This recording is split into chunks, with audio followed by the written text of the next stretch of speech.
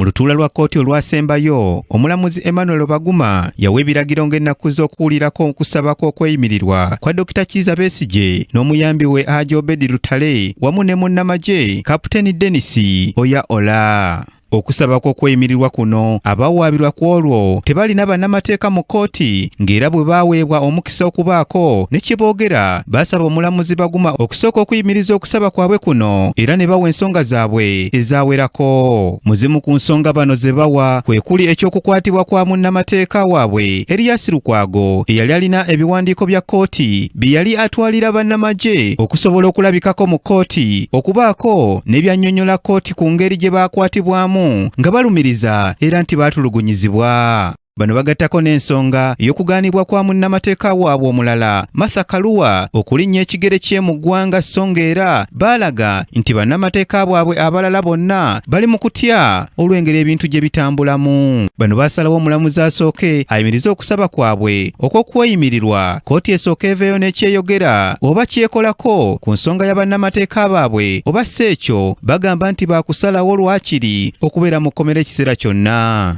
Kati olwaleero omulamuzi Emmanuel Baguma awadde ensala gy'ayisizza ku mitimbagano n'agoba okusaba kwa Besigye n'omuyambi we Obedi Lutale. Kino kitegeeza nti omulamuzi Baguma asazeewo okugenda mu maaso n'okuwulira okusaba kw'abawaabirwa okw'okweyimirirwa oba bannamateeka baabwe we bali oba nedda. Mu ngeri y'emu kkooti egobye okusaba kwa Besigye ne Obedi Lutale kwe baali baateekayo nga beemulugunya ku ngeri gye baakwatibwamu okuva e Kenya wakati mu kulaga ng'eddembe lyabwe bwe lyalinyirirwa. We are kidnapped from Kenya, from Nairobi, Kenya, the day we arrived there for a visit.